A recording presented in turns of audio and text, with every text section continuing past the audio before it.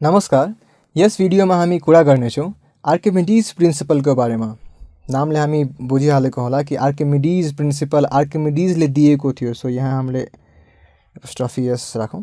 So आर्किमिडीजले दिएको principal छ, Greek scientist र फिलोसोफर जे भनौँ हामी। सो उहाँले दिएको प्रिन्सिपल यो थियो कि त्यही अपथ्रस्टको डेफिनेसन फर्स्ट अफ अल कि कुनै पनि अब्जेक्टलाई यदि हामी पानीमा डुबायौँ भने, पार्सियली वा फुल्ली इमर्स गऱ्यौँ भने त्यो बडीले एउटा अपथ्रस्ट फिल गर्छ वा एउटा बोयान्ट फोर्स फिल गर्छ, जुन कि त्यस अब्जेक्टले डिस्प्लेस गरेको लिक्विडको वेटको बराबर हुन्छ। हामी यस अघि अपथ्रस्टको इक्जाम्पलमा वा कसरी मेजर गर्ने त्यस मेथडमा हेरिसकेछौँ कि weight of the liquid is equal to upthrust हुन्छ भनेर। यहाँ अब हामी थ्योरेटिकली प्रुफ गर्छौँ कि आर्किमिडीज प्रिन्सिपल यो वेट अफ द लिक्विडसँग इक्वल हुन्छ कि हुँदैन upthrust. When a body is partially or wholly immersed in a liquid, it experiences an upthrust or it experiences an resultant force, that is upthrust or buoyant force, which is equal to weight of the liquid displaced by it. So simply भन्नु पर्दा upthrust is equal to weight of the displaced liquid। हामी यसरी बुझौँ। अब यसलाई हामी prove कसरी गर्ने? So मानौँ कि मसँग एउटा कन्टेनर छ, फेरि यस कन्टेनरमा मसँग एउटा ब्लक छ, केही एउटा ब्लक जसको हाइट मैले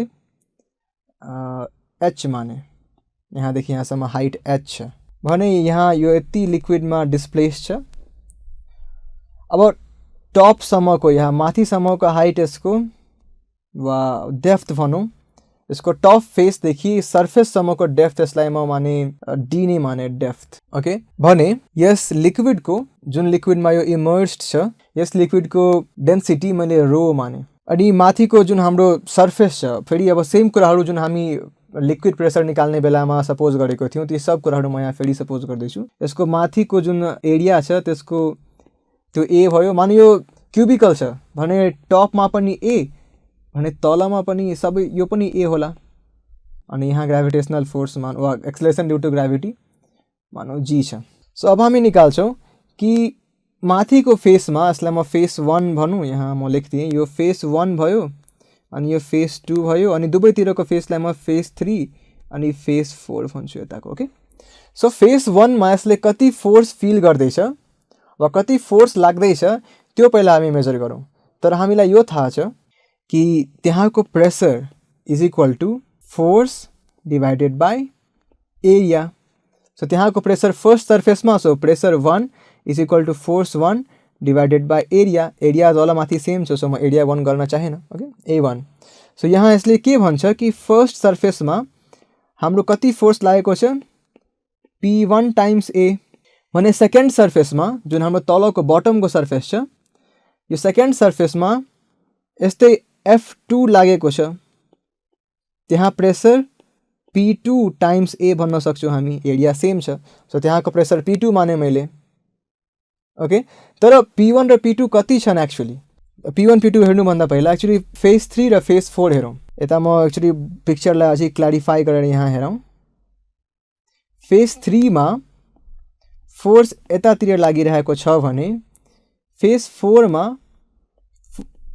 फोर्स यतातिर लागिरहेको छ। हामी हेर्न सक्छौँ कि यी दुवै फोर्स एक आपसमा इक्वल छन्, एक आपसलाई क्यान्सल गरिदिन्छन् वा फोर्सेसहरू ब्यालेन्स्ड छन् हामी भन्न सक्छौँ। सो यी दुवै फोर्सले, यता लेफ्टपट्टिको फोर्सले भने राइटपट्टिको फोर्सले कुनै डिस्प्लेसमेन्ट लाउन सक्दैन, कुनै एक्स्ट्रा फोर्स दिँदैन, अनब्यालेन्स्ड फोर्स दिँदैन। त्यसै कारणले हामी यी दुवै फोर्सलाई काउन्ट गर्दैनौँ अहिले। ओके, अब हामी P1 को भ्याल्यु लेखौँ। P1 कति हुन आउँछ? P1 इज इक्वल टु, हामीलाई थाहा छ कि P1 कति हुन्छ वा प्रेसर कति हुन्छ, रो जी एच, जहाँ एच डेप्थ छ भने रो लिक्विडको डेन्सिटी छ। सो यहाँ हामी लेखौँ P1 is equal to rho g h. तर एच को साटोमा यहाँ हामी हेरौँ यहाँसम्मको डेप्थ कति छ, डी। सो रो जी डी। त्यस्तै P2 कति हुन आयो? हामी लेख्न सक्छौँ P2 सेकेन्ड प्रेसर जुन तल सेकेन्ड फेसमा जुन प्रेसर पडिरहेछ त्यो कति हुन आउँछ, रो जी D plus H. D plus H यसको लागि किनभने यहाँसम्म हामी पिक्चरमा हेरौँ कि हाम्रो यहाँसम्म d छ हाइट भने यहाँसम्म टोटल d प्लस h, त्यसैको लागि d प्लस h। अब यी दुवै भ्यालुजहरूलाई हामी यहाँ माथिको जुन इक्वेसन छ हाम्रो यहाँ हामी पुट गरौँ। So F1 is equal to rho G D into A भने यहाँ हामी F2 मा P2 को भ्यालु पुट गरौँ। So rho G D plus H into A. Okay, अब यहाँ के भनेछ कि अपथ्रस्ट एक्चुअली रिजल्टेन्ट फोर्स हुन्छ। सो यहाँ रिजल्टेन्ट फोर्स कति लाग्यो? फर्स्ट फेसमा फोर्स तलतिर लागिरहेछ भने सेकेन्ड फेसमा फोर्स मासतिर लागिरहेछ। सो हामी निकाल्न चाहिरहेछौँ अपथ्रस्ट। अपथ्रस्ट कतातिर लाग्छ? एक्चुअली माथितिर। सो हामी माथिको डाइरेक्सनमा निकालो, F2 माइनस F1 निकालो कति हुन्छ। सो यहाँ हेरौँ हामी F2 माइनस F1 कति हुन्छ? Rho G D plus H times A minus rho G D A. F2 र F1 को भ्यालु पुट गरौँ यहाँ। सो कति हुन आयो? अब रो जी ए त कमन छ तर D plus H minus D, so AH. तर एएच फेरि हामी हेरौँ कि बेस एरिया, यसको बेस एरिया जुन छ, so base area into height हामीले गऱ्यो भने कति आउँछ? भोल्युम। सो हामी लेख्न सक्छौँ यसलाई रो g V. So rho g भी यो कति छ एक्चुअली? रो जी भी यदि यहाँ हामीले मानेछौँ भी भोल्युम यसले डिस्प्लेस गरेको छ, यानि कि आफ्नो पुरा जति यसको भोल्युम छ पुरा त्यो यहाँ सरी हेरौँ, यो पुरा भोल्युम यहाँ पानीमा सबमर्ज छ भने यहाँ फोर्स रिजल्टेन्ट फोर्स जुन हाम्रो के छ अपथ्रस्ट कति लाग्छ? रो जी भी। त्यसले पानी डिस्प्लेस गर्यो आफ्नो पुरा भोल्युमको बराबरको, पुरा भोल्युम जति छ यसको त्यति पानी यसले डिस्प्लेस गरेछ। दिस मच त्यो volume multiplied by density of liquid, त्यति भोल्युमको पानीको मास भयो, यो पानीको मास भयो यति हाम्रो, टाइम्स जी वेट भयो त्यस डिस्प्लेस्ड पानीको वा फ्लुइडको भनौँ, डिस्प्लेस्ड फ्लुइडको वेट भयो। सो एक्चुअली हामी प्रुफ गरिदियौँ कि अपथ्रस्ट डिस्प्लेस्ड फ्लुइडको वा डिस्प्लेस्ड लिक्विडको वेटको बराबर हुन्छ भनेर। सो हामी भन्न सक्छौँ यहाँ कि F2 minus F1 upthrust is equal to rho g V, which is this side is the weight of displaced liquid. So this is how we prove Archimedes' principle theoretically. Experimentally कसरी गर्ने भनेर हामी upthrust को जहिले example लिइरहेको थियौँ वा upthrust को मेजरमेन्ट को टेक्निक हेरिरहेको थियौँ त्यही नै हामी गरिसक्यौँ। हामी एक्चुअली एक्सपेरिमेन्टली त्यसरी नै गर्ने हो। यसरी हावामा राखेर मेजरमेन्ट लिन्छौँ भने यसरी पानीमा डुबाएर भने डिस्प्लेस्ड जुन लिक्विड हुन्छ त्यसको पनि मेजरमेन्ट लिन्छौँ हामी। सो त्यो डिस्प्लेस्ड जुन लिक्विड हुन्छ त्यसको मेजरमेन्ट अपथ्रस्टसँग इक्वल हुन आउँछ। त्यसरी हामी एक्सपेरिमेन्टली भेरिफाई गर्छौँ। तर हामी यस रिलेसनको मिनिङ हामी नेक्स्ट पेजमा एक्चुअली हेरौँ लेखेर फेरि यसको मिनिङ के हुन्छ भनेर।